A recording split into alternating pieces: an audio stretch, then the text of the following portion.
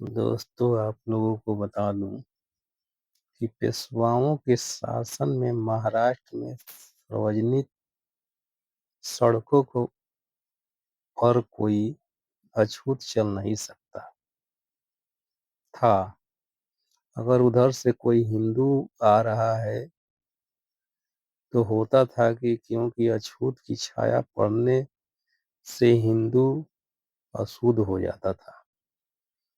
गलती से छू जाने पर कोई भी हिंदू अशुद्ध न हो जाए, इसलिए पहचान के तौर पर अछूतों को अपनी कलाई या गले में काला धागा बांधना पड़ता था।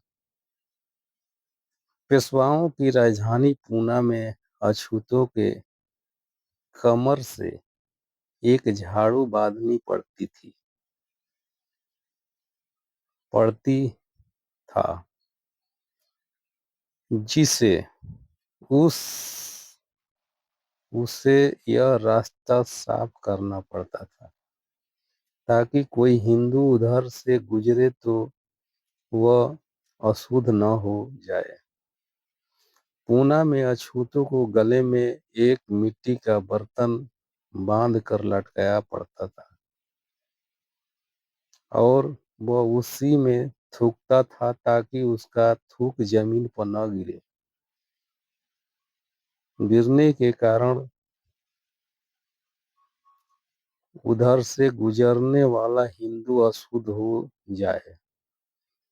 हाल के कुछ तथ्यों का जिक्र भी कर दिया जाए कि मध्य भारत की एक अछूत जाति बलाइयों पर हिंदुओं के अत्याचार के उल्लेख से मेरा उद्देश्य पूरा हो जाएगा। इस पर एक रिपोर्ट टाइम्स ऑफ इंडिया के 4 जनवरी 1928 के अंक में प्रकाशित हुई है। टाइम्स ऑफ इंडिया के संवाददाता की रिपोर्ट के अनुसार ऊंची जाति के हिंदुओं जैसे कलोट राजपूत तथा ब्राह्मण और इंदौर जिले के कनड़िया, बिचौली, हप्सी, बिचौली, मर्दाना तथा लगभग 15 अन्य गांवों के पटेलों और पटवारियों ने अपने गांव के बलाइयों को धमकी दे रखी है कि अगर वे इस गांव में रहना चाहते हैं तो उसे निम्नलिखित नियमों का पालन करना पड़ेगा। पहला, बलाई सुनहरे फीते की किनारीदार पगड़ी नहीं पहनेंगे। दूसरा है रंगीन या आकर्षक किनारों की धोती नहीं पहनेंगे। तीसरा, आपको बता दूं कि उन्हें किसी हिंदू की मौत की खबर उनके रिश्तेदार तक पहुंचानी पड़ेगी, चाहे वह रिश्तेदार कितना दूर क्यों न रहता हो। चौथा है कि सभी हिंदू शादियों में बलाइयों को बारात के आगे आगे तथा शादी के दौरान बाजा बजाना पड़ेगा। पांचवा है, बलाइयों औरतों सोने या चांदी के आभूषण नहीं पहनेगी, वे अच्छे कपड़े भी नहीं पहनेगी। छठवां है, बलाई औरतें हिंदू औरतों के प्रस्तुति कार्य में दाई का कार्य करेगी। सातवां है, बलाइयों को बिना मजदूरी मांगे अपनी सेवा देनी पड़ेगी और हिंदू जो खुशी से दे दे उसे स्वीकार करना पड़ेगा। आठवां बता देता हूँ आप लोगों को कि आठवां, अगर बलाई इन शर्तों को मानने को तैयार नहीं है तो उन्हें गांव छोड़ना पड़ेगा। बलाइयों ने ऐसा करने से इनकार कर दिया और हिंदू लोगों ने उन्हें खिलाफ मोर्चाबंदी कर दी। बलाइयों को गांव के कुएं से पानी नहीं लेने दिया जाता था। उन्हें अपने मवेशी चराने की इजाजत नहीं दी जाती थी। बलाइयों को हिंदुओं की जमीन से गुजरने की इजाजत नहीं थी, जिससे अगर बलाइयों की जमीन हिंदुओं की जमीन से सटी होती थी तो ये अपनी जमीन पर तक पहुंचने नहीं पाते थे।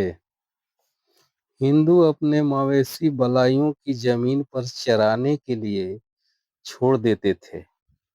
बलाइयों ने इस उत्पीड़न के खिलाफ दरबार में अर्जी दी, लेकिन वे समय से राहत नहीं पा सके और अत्याचार जारी रहा। परिणाम सैकड़ों बलाइयों को अपने बीवी बच्चों सहित अपने उन घरों को छोड़कर जिनमें उनके पुरखे पीढ़ियों से रहते आए थे, पास के राज्य यथा धार, देवास, बांगली, भोपाल, ग्वालियर तथा अन्य राज्यों के गांवों में भागना पड़ा। उन्हें अपने नए घरों में क्या भोगना पड़ा, इस प्रश्न पर बाद में विचार करेंगे। गुजरात में कविथा में अपनी पिछले साल की एक नया घटना घटी है। कविथा के सवर्ण हिंदुओं ने अछूतों को आदेश दे रखा था कि वे गांव के सरकारी स्कूल में अपने बच्चे को पढ़ाने के लिए भेजने पर जोर न डालें। हिंदू की इच्छा अनुसार के खिलाफ नागरिक अधिकार का उपयोग करने के कारण काबिया के अछूतों कैसे जुल्म सहने पड़े, यह भी अच्छी तरह मालूम है और इसके विस्तृत वर्णन की जरूरत है। दूसरी घटना गुजरात के अहमदाबाद जिले के झुन्नू गांव में घटी। नवंबर 1935 में संपन्न परिवारों को कुछ अछूत महिलाओं ने धातु के बर्तन में पानी पीना शुरू किया। अछूत महिलाओं द्वारा धातु के बर्तनों के उपयोग को हिंदुओं ने अपनी प्रतिष्ठा का अपमान माना और अछूतों महिलाओं को उनकी धृष्टता के लिए मारा पीटा। सबसे ताजा घटना जयपुर राज्य के चकवाड़ा गांव में हुई है। अखबार में छपी अखबारों में मालूम हुआ कि चकवाड़ा के एक अछूत ने तीर्थ यात्रा से लौटने के बाद धार्मिक अनुष्ठान के तौर पर गांव के अछूत दोस्त मित्र को भोज पर आमंत्रित किया था। उस अछूत के अतिथि को बढ़िया खाना खिलाना चाहा तथा भोजन में घी भी परोसा।